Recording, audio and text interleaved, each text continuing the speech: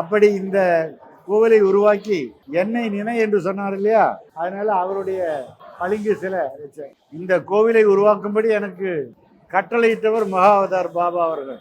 எனவே என்னை நினை என்று சொன்னார். அவங்க அப்படி சுருக்கமாக தானே சொல்லுவாங்க, எனக்காக கோயில் கட்டுன்னு சொல்ல மாட்டாங்களே.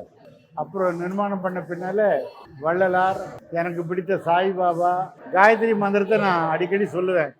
ஓம் பூர் புவஸ்வஹ தத் சவிதுர்வரேணியம் வர்கோ தேவஸ்ய தீமஹி தியோ யோ ந பிரச்சோதயாத்.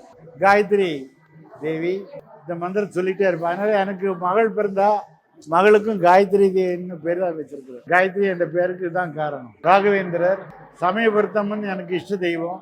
சமயபுரத்தம்மன், விஷ்ணு, சபரிமலைக்கு நான் கிட்டத்தட்ட ஒரு 18 ஆண்டுகள் பெருவழியில் நடந்து போயிருக்கிறேன்.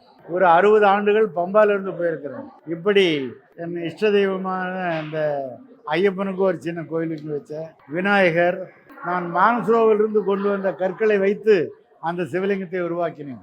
எனக்கு பிடித்தது ஆறுயிர்க்கெல்லாம் நாம் அமுது படைக்க வேண்டும் என்பதால் அம்மா பேர் அமுதாம்பிகை நான் வச்சேன். நான் அமுதாம்பிகை என்ற பெயர் வைத்து அமுதீஸ்வரர் என்று, ஏன்னா அம்மாவை ஈசனும் ஈஸ்வரின்னா இந்த உலகத்துக்கே படியாக வைக்கிறாங்க. எனவே அவர்களுடைய பெயரை வைத்து நம் உடம்பிலே 7 ஆதாரங்கள் இருக்கின்றன, 7 சக்கரங்கள், சக்தி நிலையங்கள் இருக்கின்றன.